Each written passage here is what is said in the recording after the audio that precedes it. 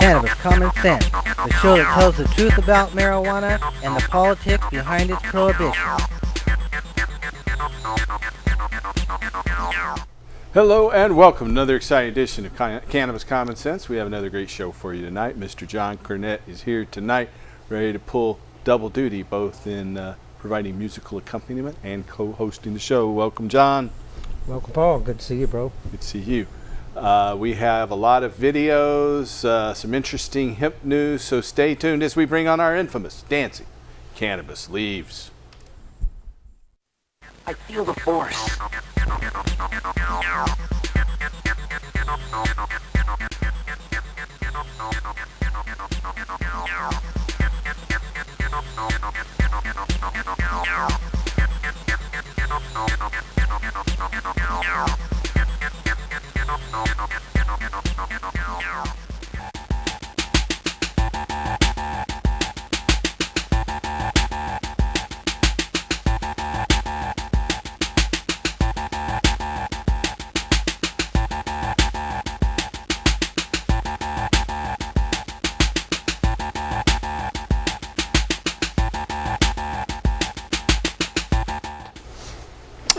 Our first story tonight is from North Carolina. Tobacco giant Altria, owners of Philip Morris and Marlboro and the Washington State wine vintner Chateau Ste. Michelle, when Altria was asked at a news conference on Wednesday, their spokesperson for its thoughts on cannabis said it was, quote, exploring options, and that the possibility that in the future cannabis may no longer be illegal under federal law, end quote.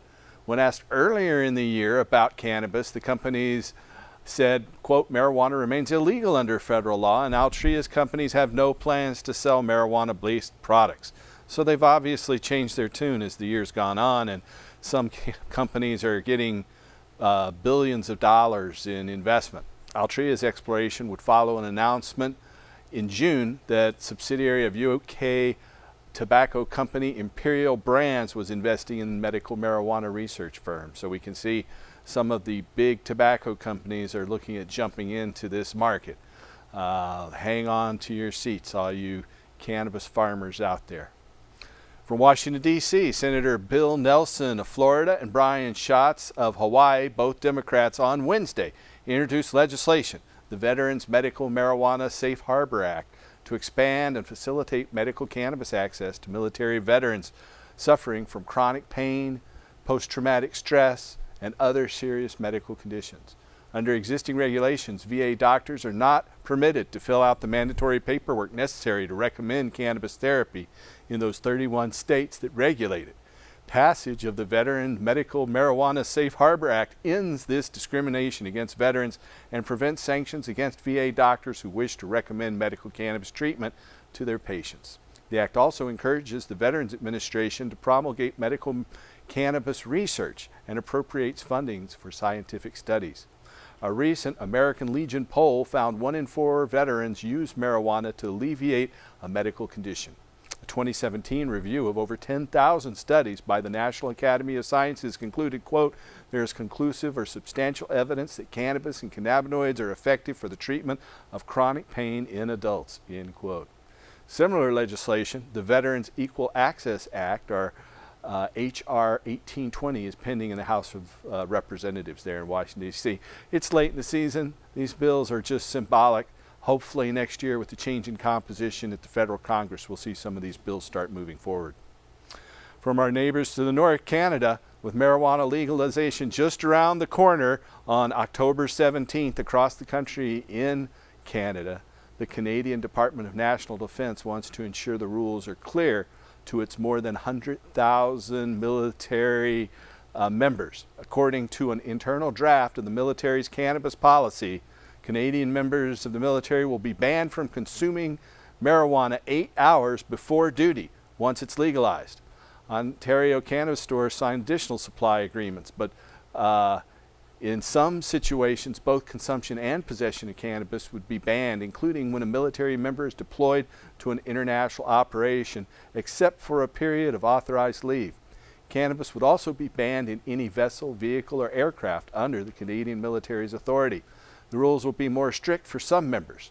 A 24-hour ban will be imposed for members operating or handling loaded firearms or explosives, performing emergency response duty, and loading or maintaining military aircraft. One of the toughest restrictions is a cannabis ban of 28 days to Canadian military members serving on submarines, crew members in the military aircrafts, and drone operators. Our next story is from Florida. Florida's Republican Governor Rick Scott's failure to expeditiously implement the state's voter-approved medical cannabis law hurts his support among voters, according to data compiled by St. Pete Polls organization for Florida politics. Nearly half of the voters polled, 49%, said they are less likely to support Scott's U.S. Senate candidacy because he opposed medical marijuana legalization and because his administration delayed implementation of the voter-initiated law. Only 37% of the respondents said that they would be more likely to support his candidacy. 71% of the voters in a November 2016 vote in Florida approved Amendment 2, a constitutional amendment to the Florida Constitution that permits medical cannabis access. Lawmakers in 2017 significantly amended the law to bar patients' use of smoked cannabis, among other changes. In May, a Florida Circuit Court struck down the smoking ban, but the state is appealing that decision. According to this poll survey, 66% of Florida voters believe that legal medical patients in Florida should be allowed to smoke medical marijuana, and 74% are supportive of permitting doctors to recommend cannabis therapy to authorized patients. Our next story is from Huntington Beach, California. Patients who consume plant-derived cannabis extracts in the form of an oral lozenge report reductions in chronic pain and opioid use, according to data published in the journal Frontiers of Neuroscience. Investigators from the United States, the Netherlands, and Spain assessed the safety and efficacy of the brand Trotsky lozenges in a cohort of medical cannabis patients in California. The lozenges contain standardized quantities of THC and or CBD. The researchers reported, quote, "The use of the lozenges is associated with self-reported pain reduction in chronic non-cancer pain patients. The portion of participants reducing or discontinuing opiate analgesics was 84%, similar to what has been previously found in a study based on patient self-reports. The findings support the need for conducting a phase 1 clinical trial to formally support the need for to characterize the profile of these lozenges in humans. Several prior studies have similarly reported that chronic pain patients enrolled in state-sponsored medical cannabis access programs reduce or eliminate their use of opioids over time. The full text of this study, self-reported effectiveness and safety of Trotsky lozenges, a standardized formulation for the buccal delivery of cannabis extracts, appears in this month's edition of Frontiers in Neuroscience. We have a couple stories out of Delaware. Delaware's Democratic Governor John Carney signed legislation into law vacating past low-level marijuana convictions. Delaware Senate Bill 197, which took immediate effect, provides mandatory expungement eligibility to individuals who are convicted of the possession or use or consumption of marijuana prior to Delaware's decriminalization of these offenses. State lawmakers in 2015 enacted legislation reducing the possession of up to 1 ounce of cannabis from a criminal act to a civil violation, punishable by only a $100 fine, no arrest, and no criminal record. To be eligible for expungement under the new law, the defendant must have no other criminal convictions on their record. In recent years, lawmakers in several states, including Massachusetts, Maryland, Oregon, and Rhode Island, have enacted similar expungement laws following the passage of either marijuana decriminalization or legalization. Legislation providing for mandatory expungement of past marijuana convictions is awaiting the governor's desk there. An estimated 220,000 cases in Delaware would be eligible for erasure or reduction under the proposed California law. According to a nationwide poll released in June, 73% of Americans support the enactment of legislation to automatically seal the records of individuals convicted of crimes related to the possession of marijuana. In another story, Delaware's Democratic Governor John Carney has also signed legislation expanding the pool of patients eligible to access medical marijuana. Delaware's House Bill 374, which also took effect immediately, expands the statutory definition of a debilitating medical condition under Delaware's medical cannabis law to include glaucoma and chronic debilitating migraines. An earlier version of the bill also sought to include pediatric autism spectrum disorder, but that didn't receive approval. Next story is from Illinois. Males with a history of cannabis use are far less likely than non-users to suffer from lower urinary tract symptoms, according to data published in the journal Urology. Investigators with the University of Chicago assessed the relationship between cannabis and lower urinary tract infections in a nationally representative sample of men between the ages of 20 and 59. Those who acknowledged regular marijuana use were nearly twice less likely to report these urinary tract infections as compared to non-users, after the authors adjusted for other potential confounding variables. They said, quote, regular THC use appears to be protective from lower urinary tract infections in young men, end quote, the authors concluded. This study, the association between tetrahydrocannabinol and lower urinary tract symptoms, utilizing the National Health and Nutrition Examination Survey, appears in this month's edition of Urology. Our next story is from San Diego. State-licensed marijuana retailers are not magnets for serious criminal activity, according to a 6-month analysis of law enforcement data conducted by the Voice of San Diego newspaper. The reporters reviewed emergency calls between January and June of this year, the first 6 months during which state-licensed retailers were permitted to operate within San Diego. The investigators determined that relatively few calls were directly related to any of the city's 13 licensed storefronts, and that most of the requests for police assistance were low priority in nature, such as responding to false security alarms. The newspaper wrote, quote, those findings should reassure not just San Diegans who might live near a dispensary, but also officials across the country who've expressed concern that legal marijuana storefronts will attract crime, end quote, the report concluded. Many prior studies have similarly failed to report a relationship between the establishment of cannabis retailers and an uptick in neighborhood crime. But we knew that. And now Mr. John Cornett standing by, ready to play his guitar and sing a song. Welcome back, John. Thank you, brother. Yeah, just in time. I had to take a gulp of water there. It's been rough these last couple of weeks here. Had some health issues come up again. This time with a pending surgery. And also, I'm very happy to hear all this good news, brother, because we need lots of good news. And I hope, I wrote this song 40 years ago. I have a lot of hopes.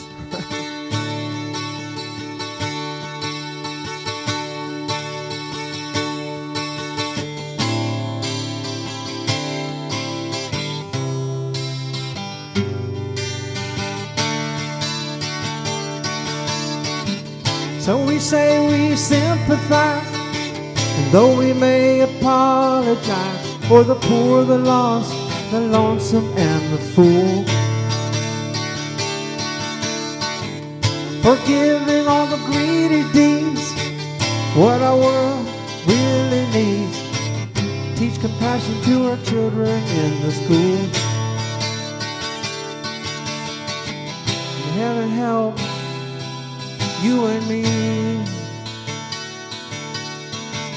God help the refugee. Help our blinded eyes to see the grand opportunity we have to live in peace and harmony. Burdened with self-righteousness makes our life such a mess, never knowing when we're really understood. Wrapped up in false prophecies, amazing when our eyes can see when the action taken isn't good. Heaven help you and me. God help the refugees. Help the blinded eyes to see. Grand opportunity we have to live in peace and harmony. Tomorrow I'll read the news. People and the lives they choose. All the dirty stories seem to linger on. Then I see a single man professing love the best he can, knowing oh so well that soon we will be gone. Heaven help you and me. God help the refugee. Help her blinded eyes to see. The grand opportunity we have to live in peace and harmony.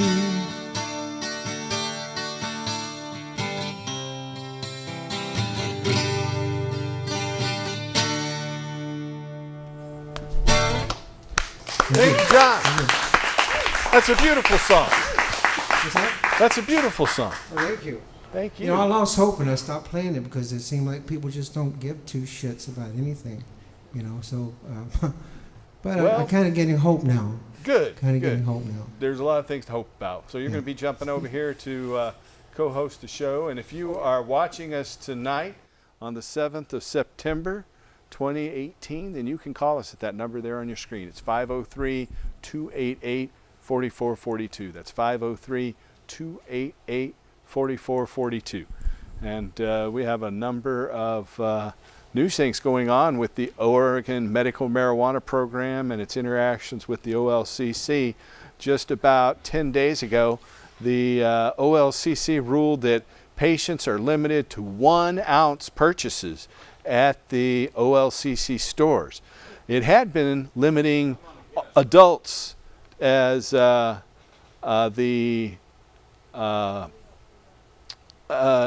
had been limiting that to most adults except medical patients. Medical patients had been allowed to grow up to or buy up to 24 ounces at dispensaries. But the OLCC put in an emergency rule. Apparently there was no contact with the Oregon Health Authority or the Oregon Medical Marijuana Program, nothing to the Oregon Cannabis Committee that was set up by the legislature to help patients. And so it was just a shock to everybody.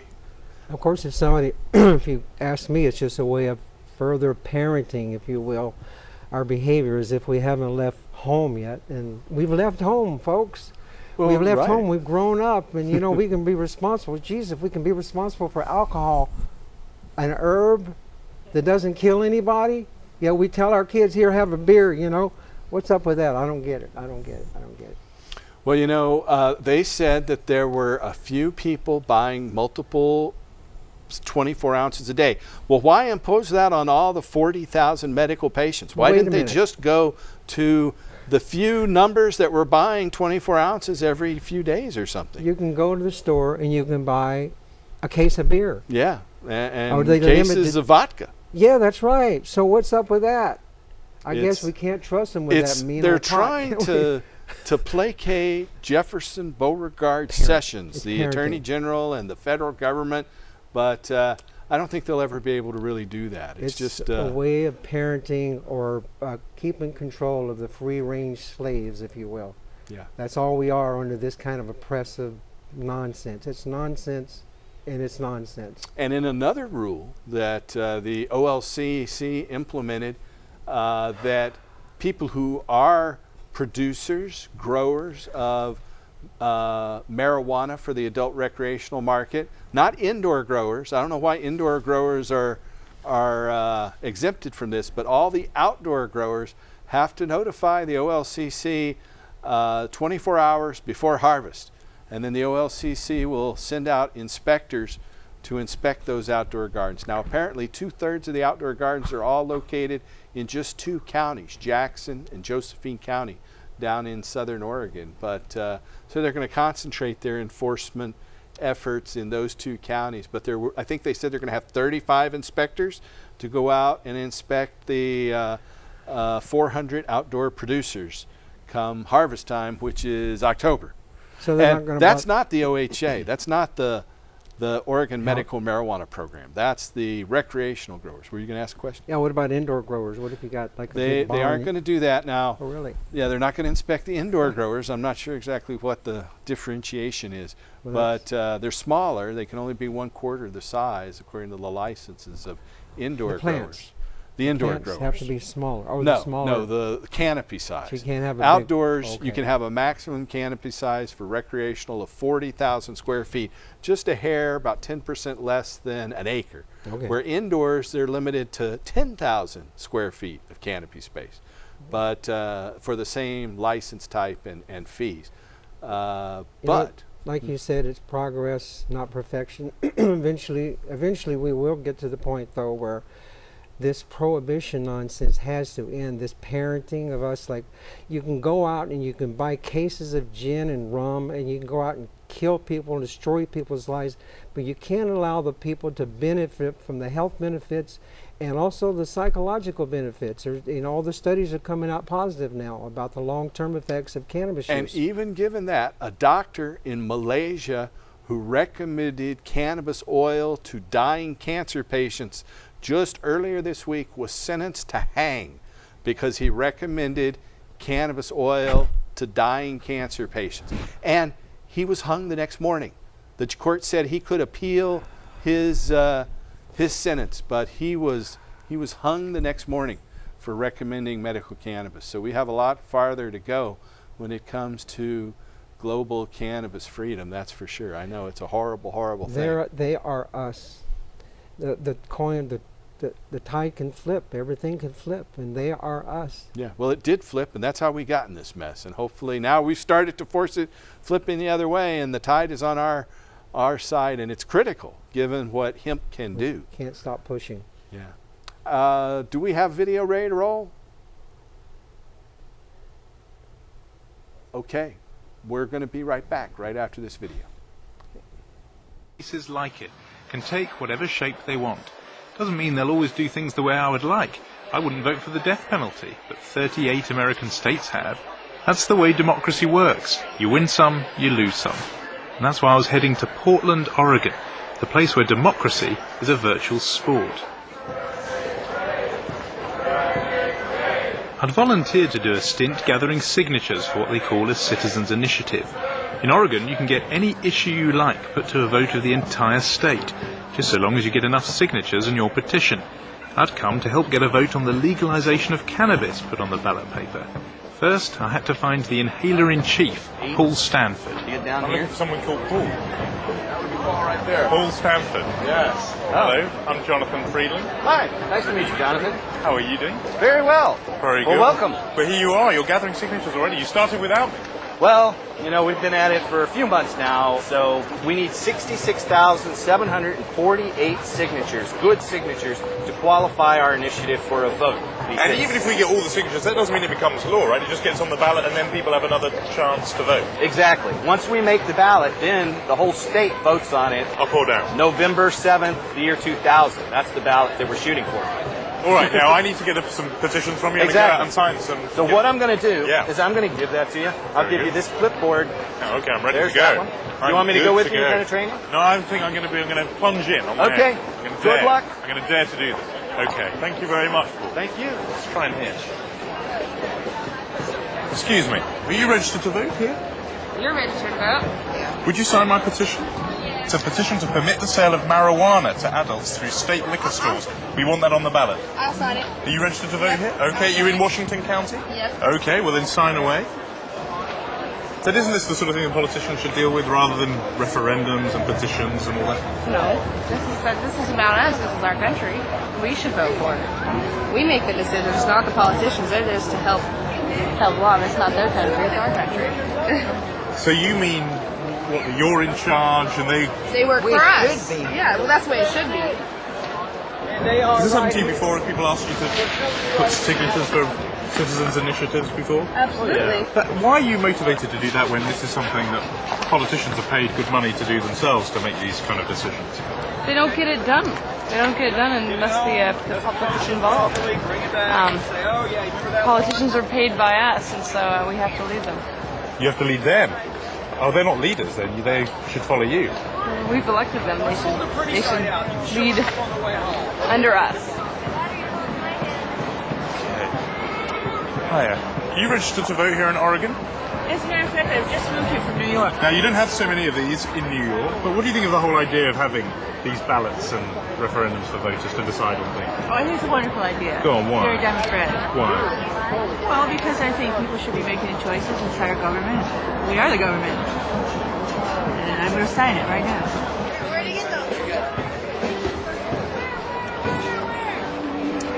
So, Paul, this is my day's handiwork. I think I did quite well. Yeah. All right. So great. what happens now? I would give you these. I give you these signatures. Right. And then, if the people vote for it, it becomes law. And if people don't vote for it, how would you feel about it then? Well, I'd be a little disappointed, but I'm going to keep going. You're happy to leave it up to the people. Yeah. Well, it's better than any other system I've seen. So I trust the people more than I trust our politicians on it. All right. Well, look, Paul, thank you. I enjoyed my afternoon. Thank you. Now, thank you very See much. you. Cheerio. Bye bye. It was time to meet the man they call the king of the Citizens Initiative, Bill. Hey, there's a different show. That was actually show number 420 in our archives. That 500 show was shows from again. back in 2007, but obviously it looks like that was filmed in 1997. So that was 21 years ago down at the Portland Saturday Market. And it was for a BBC 2-hour documentary about democracy and representative government, with the last hour focused on doing away with the monarchy in England and establishing a presidential system. So that's what that was about. I liked your words there at the end where you said, I trust the people and not the government. Well, that's very true, and also we need to remember that it is industry, and corrupt industry at that controls our government. And I don't want to get into it. Speaking of that, this right behind us, Yes. the judge ordered that we cannot use our own logo, even though I'm the president of the Oregon Nonprofit Corporation, the Hemp and Cannabis Foundation. I cannot publicly represent, according to a judge's order, at a threat of a $500 a day fine, that I'm associated with the Hemp and Cannabis Foundation and THCF. They ordered that we have to stop showing this banner. And I'd love to tell you more information about that. Didn't they try to we've take talked your about name? They tried to take your name? They claim they own my name. Not that they tried to take my name. The judge ordered that they received everything they asked for, including the ownership of my name, Paul Stanford. They were going for blood. It's going to so- find, this all started in June of 2016, about, 27 months ago? Well, now it's scheduled for court in March of next year. So at that point, it will have been 34 months. And they've sold everyone's medical records. Our patients are getting calls from third-party sellers of chronic pain medicines and cannabis extracts, even though our records were never to be sold. The judge who ruled in their favor, this judge named Matarazzo, ruled in favor of their preliminary injunction that they own my name. The district attorney in Multnomah County had a press conference about a year and a half ago saying that she is corrupt and that he's not going Took the words out of my see mouth, any more cases in front of her. But her ruling has basically impoverished my family, my business associates, and they've crashed my company. They sold our medical records for $30 million. They've raised public capital. They've taken my company public. I worked my whole life to take my company public. And they gave me about 1/100th of 1% of the stock. According to their paperwork, I was supposed to have 50% of the stock. But it was just a complete ripoff. I now realize this is a George Soros-owned energy company from Israel, something called as bad or worse. Adira Energy, A-D-I-R-A. Just look up Adira Energy, and Probably you'll a see energy for front company. Israel. Probably a front And they are company. now become my company. Probably a front company for who It's knows. owned by George Soros, according to, he's put And then millions they and millions own of a dollars marketing into it. company who did the deal, that did the whole shakedown, and it was basically a royal screw job. It was if you ask also me. the sponsors of Measure 91 here. They pushed us out of the way. You know, I'd sponsored Measure 80 in the 2012 election, and we got 47% of the vote. And then they pushed us out of the way. And I really believe it was a vast conspiracy of Soros's minions to control the industry. You know, Soros is now Industry. merged one of his largest companies, Monsanto, the seed and pesticide company, with Bayer, They're going and they're down. trying to They're take going over down. all of the cannabis industry right now. Monsanto is going down. They've killed too many people. Did you hear? Yeah, Justice- there was a ruling excuse against me. them just Yeah, a couple of weeks ago. $190 million to God bless this man. He just, how can you enjoy it? Maybe you can imagine that your family will enjoy it, but he just so ripped to pieces with this horrible mess that the glyphosates or whatever has wreaked on his body. It's totally destroyed his body, his immune system, and who knows what. He's devastated, and I wish they could have took down Monsanto at that time, because the company needs to convert. They need to start making, no, I don't trust them to make anything. Pick at the people at the top. I was going to say, have them start making something like, something safe. I don't know, you know, healthy flour or something. But they'll probably figure out a way to put something in. There's just some evil in the world. That's what I was saying earlier. I'm starting to see hope, though. A lot of hope that things are changing, and I'm very happy to see that, you know, and hear that. Okay, you know, we are taking your calls. If you've got a question for us tonight, you can call that number on your screen. It's 503-288-4442. We have we have a series of little videos about hemp plastic and hemp paper and hemp history, and we'll be right back after one of these videos.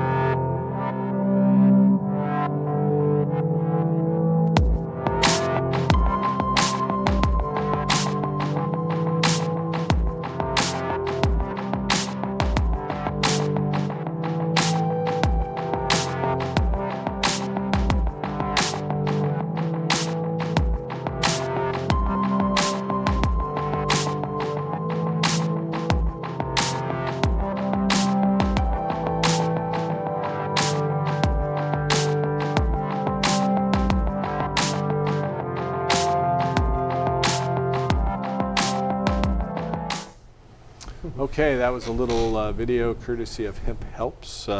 They talked about how hemp oil benefits the engine. That's because it lubricates the engine better than gasoline, and therefore the engines will last longer with the extra lubrication of hemp oil as compared to gasoline. Plus, what about Another diesel. What about the output? Well, you know, the hemp plant's taking carbon dioxide out of the atmosphere, where right now we're pumping petroleum out of the ground, millions of years of deposits of carbon So it stored heals away in the- the earth, and we're burning it and putting it in the atmosphere. So it heals the earth, actually. Yeah, it's just like our late great friend John Trudell, the Native American poet, songwriter, and political activist, head of the American Indian movement, or AIM, for years, and spokesperson at the 60s takeover of Alcatraz Island. Right. Anyway, he said hemp is earth medicine, Yes. and I think that's pretty clear. Heals You know, the earth. we are streaming live on Facebook. If you have friends out there that are watching, or you want to watch, you can tell them, tune in to facebook.com/restorehemp. We're out there streaming live right now on Facebook. And So we got on, huh? yeah, we're on. Last week we had some technical difficulties. There's been a lot of authentication issues with Okay. Facebook, but we're trying to jump through all their hoops and.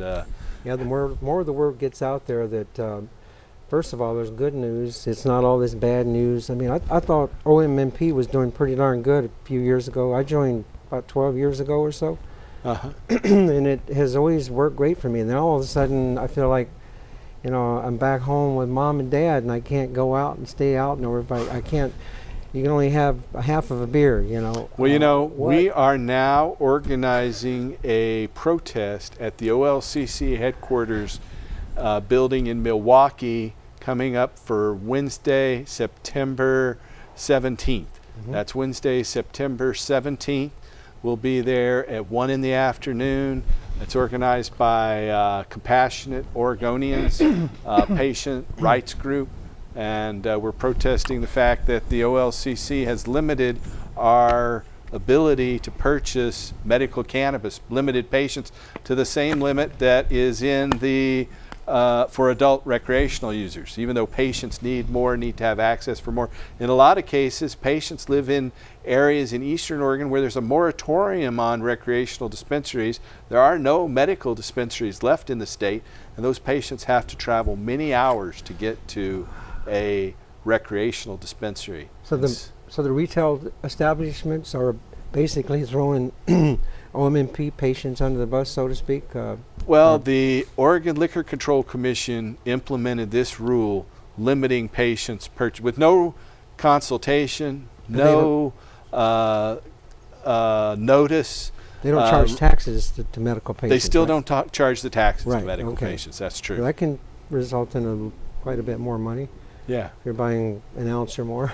Yeah, we have our hemp items here. We closed in on them for just a second here. We have our hemp twine. This is next week's wick in the hemp oil, our flame of freedom. This is hemp oil. Shows that hemp is an illuminant. We can pour this right into any diesel engine. Here's a little thing of hemp seed oil right here. You can pour that into any diesel engine, turn the key, and then right next door we have hempcrete. And hempcrete is a building material that's been used for at least 12,000 years. They found recently hempcrete construction materials in Italy that are 12,000 years old. I think we have another video. I don't know if it's ready yet. Let's go ahead and roll that video on hempcrete if we can.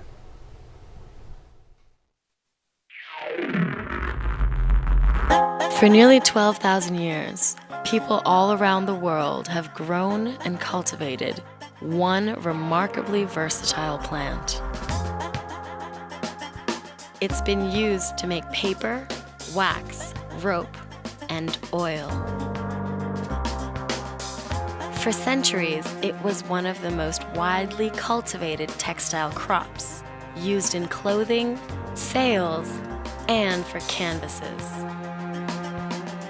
George Washington was one of 7 U.S. presidents known to have grown it. In the South, slaves toiled on plantations growing it.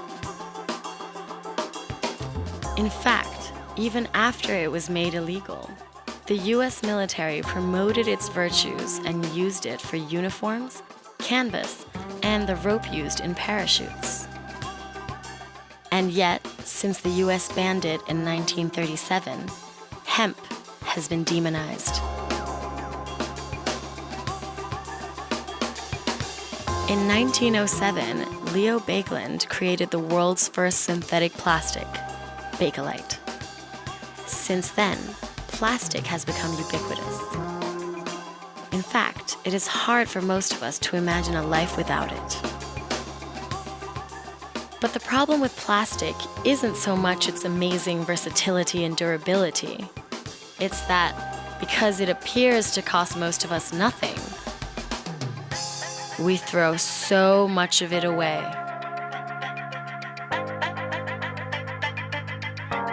But what are we really throwing away? And where does all that garbage end up? Even the so-called biodegradable plastics ultimately end up in the food chain. So maybe it's time for a new alternative to plastic. An alternative we've known about for 12,000 years. We're not saying that hemp is a magical cure for all the world's environmental ills. In fact, the myth of the instant fix and the silver bullet are part of what has driven us to this point. But surely we've all had enough of this now. And we're mature enough to recognize the value, versatility, and environmental benefits of the hemp plant. But there's one thing we know for sure. Politicians won't move on this unless we do. It's time to make an impact. Add your little drop to the ocean. Speak out. Write to your local representative. Share this video. Because the future is in good hands. Ours. Cannabis. Okay, that was another good video. We are taking viewers' phone calls, and lately, cable television has reduced. A lot of people are watching videos online, but we aren't getting as many calls as we used to. But we do have a caller, so let's go ahead and take that call. Welcome to the show, caller. Hi, I have 2 points. One is recently, as far as the Trump administration and forcing agencies and state, authorities and whatnot to say only bad things about the cannabis industry. Yeah, we reported that last week on the show here of how there is a new impetus from the Justice Department to have all different branches of government report negative aspects of cannabis legalization. Yeah, it seems like that should be illegal on some level because, the idea of doing something like that at the expense of one industry for the benefit of, the drug peddlers and the alcohol industry. And the petrochemical, pharmaceutical, military, industrial, transnational, corporate, elite, fascist sons of a bitches that don't want us to have the oldest and most productive crop. Yeah, exactly. So, it seems like, it's another example of the fascist dictatorship, in action. Yeah. And we've got to take it back, and that's why they've attacked me to take my company down, why we can't even show our own logo, and I can't even, they claim they own my name. I must be a very dangerous individual because I can't have my own name. Well, wasn't one problem with that? They bought a certain amount of stock? No, did that no, happen? They never bought any stock. They never made any investment in the company or bought any stock whatsoever. Okay, that's a very important point. Yeah, it is. It's a very important point, and the only way they got the judge to rule on this in 15 minutes, and I wasn't even in court that day, and so no jury is going to back them up on that. But they've run the company in the ground and extracted $40 million. I've spent $170,000 on attorneys. They spent over $2 million. Well, obviously, if you can spend $2 million and make $40 million, you've done pretty well. Yeah, exactly. Well, but the other point is, I think 2 weeks ago or something, there was an article about addiction and declining with cannabis legalization. Yes. But that was specific for teenagers, and that's important because teenagers, they're not developed yet. They can be addicted to anything, music, shopping.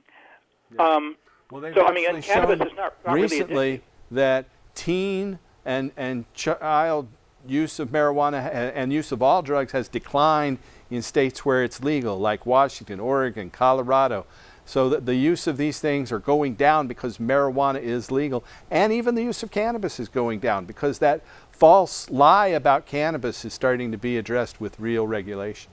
The higher vibration of the cannabis, particularly when you use it in its purest form, using the essential oils, pretty much negates any of the lies that we could never prove were lies because we couldn't show it, we couldn't test it until recently. But also, cannabis has a tremendous, psychologically beneficial, for mental health. Yeah. And, unlike these other drugs, they're just plain addictive, whereas cannabis is not totally non-addictive, and even psychologically, it helps you get, I mean, I agree. I have a collection of antique medical marijuana containers from Eli Lilly, Johnson & Johnson, Park Davis, and they all say, most of them say on the bottles of these medicines that they're for use to treat delirium tremens, which is caused by alcohol withdrawal, to help alcoholics get off alcohol, and that it's useful for the habituates of opium, chloroform. Apparently that used to be more of a problem than it is today, and cocaine. So it's been noted for more than 1,000 years that if you're hooked to these other dangerous drugs, cannabis can help you get off of those. Yeah, a lot of people use cannabis to detox off of meth and cocaine, and heroin. Or even heroin. Yes, because of the intense. I had to withdraw from a god-awful pharmaceutical OxyContin. I'm sure everybody's heard of that one. It was horrible. 720 milligrams a day. That killed me. 240 I'm milligrams. Bigger than you.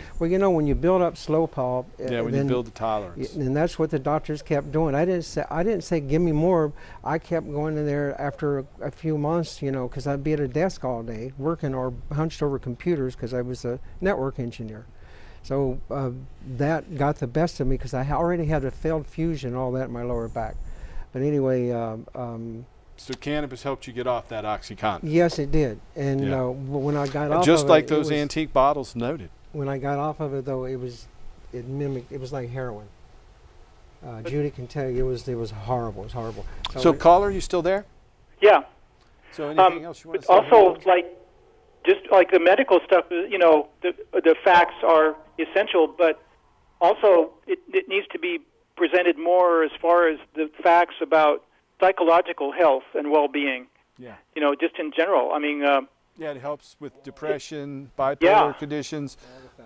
Most schizophrenia patients find that it is useful in helping negate the symptoms. So about 10% of schizophrenia patients, which is about 1 out of 1,000 people, find it can cause an adverse reaction.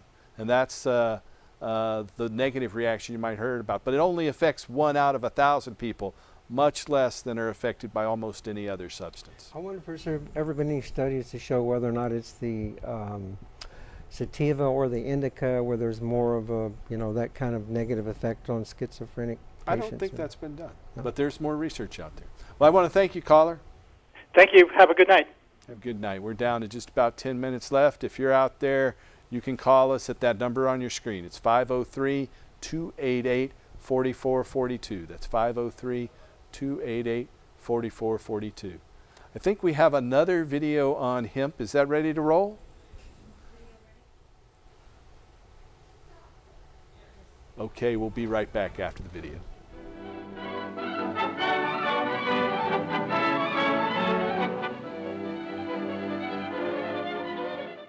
Some of the most practical uses of industrial hemp in the modern day, of course, are the same as they ever were. Building materials, paper, textiles, seed oil, nutrition.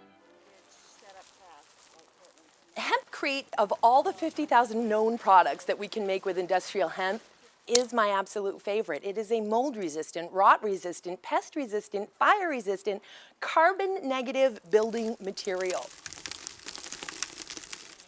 Now, the most difficult part of pioneering industrial hemp in Oregon is the lack of understanding. People still believe that hemp can get you high, when in fact there is no psychoactive components to this. So it's a matter of educating people, and we're working on that.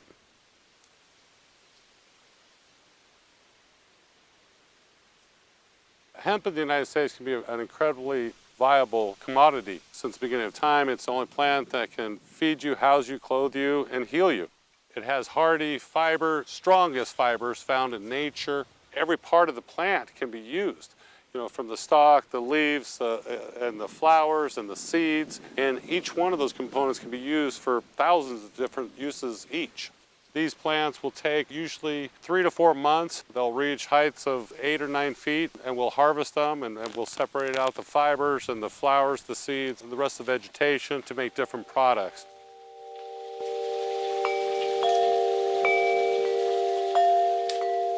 I think in order to launch Hempcrete Building, to make it real, you have to have a model. So my vision is to take this house and retrofit it with hempcrete and demonstrate that it's a viable building process. In fact, it's everything that you want in a building, in a wall.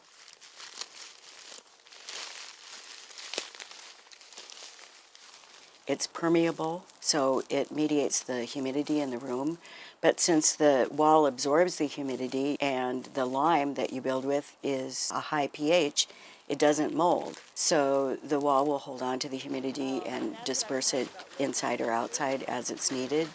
Buildings consume 40 to 50% of the world's energy. So if we could establish Hempcrete Building, it's huge. And as you get more into the nature of hemp and its abundant properties, that becomes part of the imagination of what a hempcrete building can be.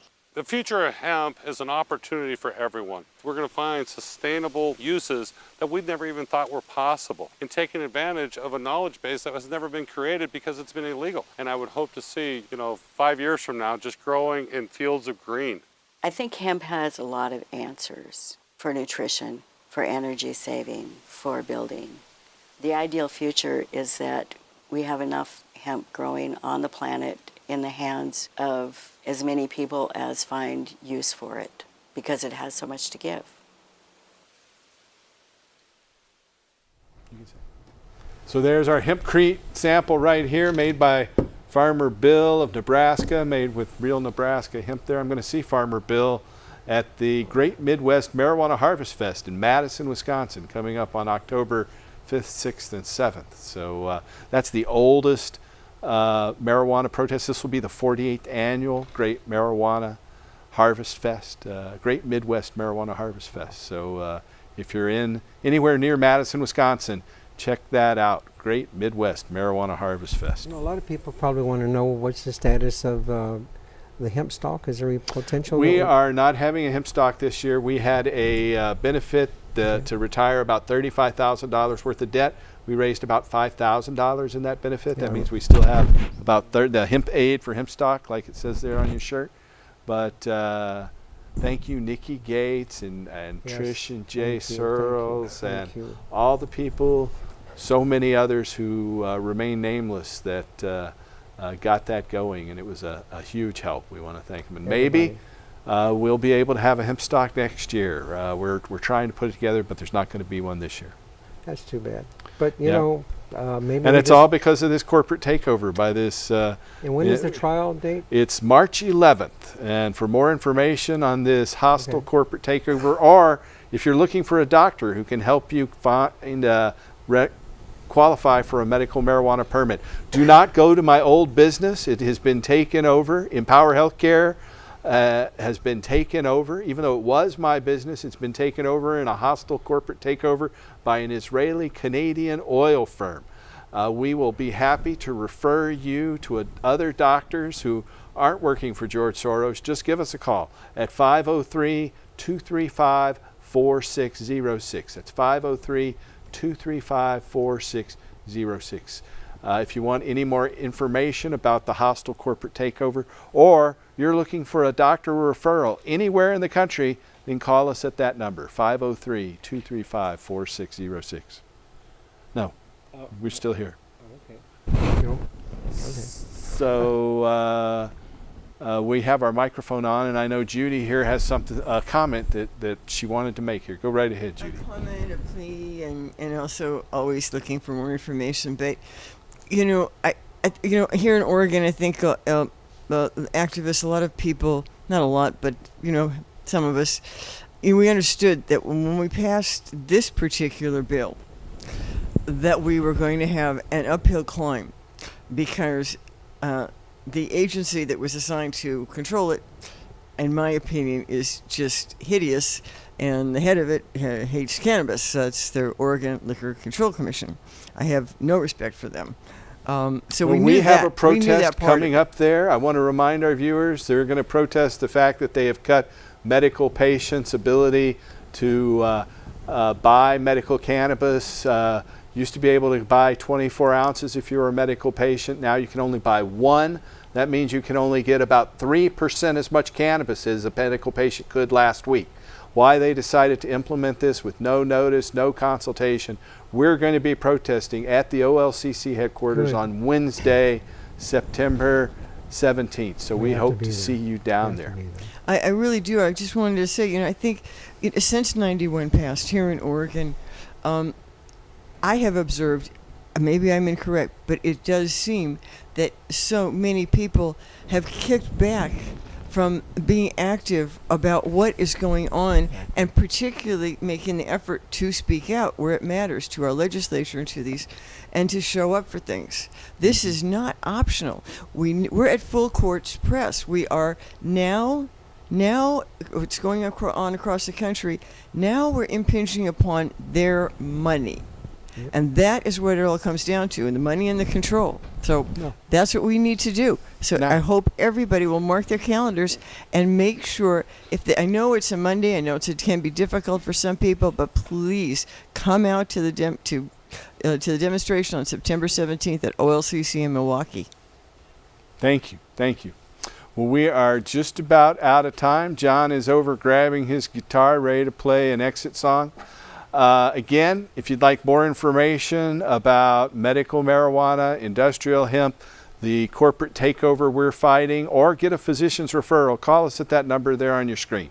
It's 503-235-4606. By the way, we expected to have announced that Michael McDermott from a new movie called Oregon State of Cannabis would be here. We got notice yesterday that he couldn't make it, so we have to kind of fill in the gap here. But hopefully we'll have Michael McDermott talking about his upcoming movie at some point here in the future, and his wife Amy.